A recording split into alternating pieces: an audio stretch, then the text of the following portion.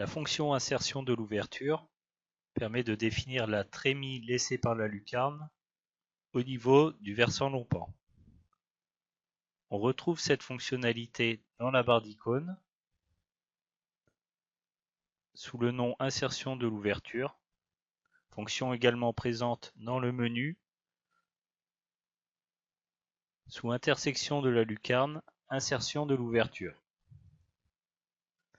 Dans cette boîte de dialogue, il vous est possible de définir la distance par rapport au contour de la lucarne, à gauche et à droite, mais aussi au niveau de la façade. La partie suivante indiquant le positionnement haut de la trémie. Possibilité de le régler soit par rapport à un étage, actuellement sur ce projet il n'y a qu'un seul étage, mais aussi par rapport au niveau global, on appuie sur la touche Supre pour inverser la sélection. Le champ du dessous permet d'effacer le versant long pan devant la lucarne et vous pouvez régler côté gauche et côté droit la dépassée du versant devant la façade de lucarne. Cela forme ainsi le contour bleu que je suis avec le curseur de la souris, donc l'ouverture au niveau du versant long pan.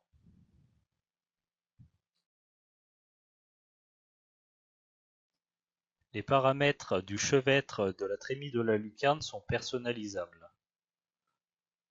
On effectue ce réglage depuis la même fonction insertion de l'ouverture dans le champ prévu en bas de la boîte de dialogue.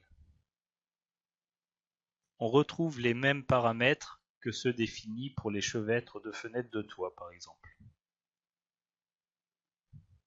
Vous pouvez modifier ces paramètres en cliquant sur l'icône crayon et définir les différentes pièces qui constituent le chevêtre avec un positionnement à dévers, à plomb, délardé ou pas, de niveau, etc.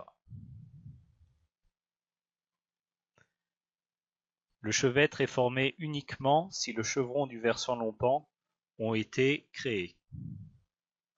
Pour recalculer les liaisons avec les chevrons situés au-dessus de la lucarne, il faut effectuer un recalcul charpente qui s'effectue depuis le module charpente construction de toit avec la fonction nouveau calcul charpente.